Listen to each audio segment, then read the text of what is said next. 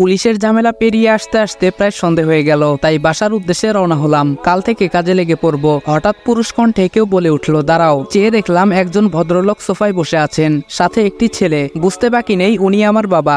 বাবা বলল, তুমি নিশ্চয়ই রাজ? আমি বললাম জি। বাবা বলল, আমি আফজাল আল ইমরান, এই বাড়ির মালিক। তার মানে মিজান তোমার জন্য 2 মাস একটা ঘর চেয়েছে? আমি বললাম জি। বাবা বলল, তুমি আমায় আঙ্কেল বলতে পারো, ভয় পাবার কিছু নেই, আমি তোমার বাবার মতোই। কথাটা শুনে কলিজাটা কেমন যেন করে উঠলো। হবে নাই বা কেন?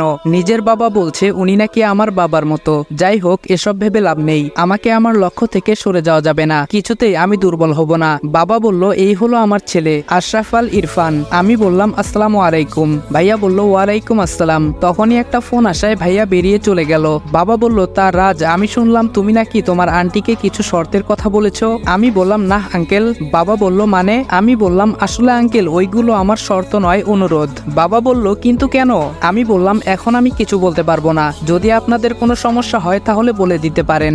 বাবা বলল, ওকে, শান্ত হও। মিজান আমার কাছে রিকোয়েস্ট করেছে, তা তো আমি ফেলতে পারি না, তাই তুমি এইখানে নিজের বাড়ির মতো থাকতে পারো। আমি বললাম, ধন্যবাদ। এই বলেই চলে এলাম, কারণ তাদের সামনে দাঁড়িয়ে আমার মিথ্যা বলতে ভালো লাগছে না মোটেও। নিজের ল্যাপটপটা অন করে কিছু মেল দেখতে লাগলাম। এর মধ্যে কে যেন বাইরে থেকে দরজায় নক করছে। শুনে ঘাবড়ে গেলাম, কারণ কার্ডটা আর কিছু সরঞ্জাম এখনো রুমে এলোমেলো হয়ে আছে। তাড়াতাড়ি এইগুলো গুছিয়ে জিজ্ঞেস করলাম, বাহিরে কে? আরু বলল, ভাইয়া আমি। বুঝতে পারলাম আমার কলিজার বোন, কিন্তু এত কাছে থেকেও তাকে আদর করতে পারছি না। জড়িয়ে ধরে কান্না করতে ইচ্ছে হচ্ছে, তাও পারছি না। আরু বলল, ভাইয়া। ওর ডাকে ঘোর কাটলো। আমি দরজা খুলে দেখি আরু কোমরে হাত দিয়ে দাঁড়িয়ে আছে। আরু বলল, কি করেন রুমের ভেতরে? কখন থেকে ডাকছি? আমি বললাম, তুমি নিশ্চয় জানো আগামী 2 মাস এই রুমটা আমার, আর এইখানে কারো প্রবেশ নিষেধ। আরু বলল, জানি বলেই এসেছি। এই রুমে আমার কিছু জিনিসপত্র আছে, ওগুলো নেব।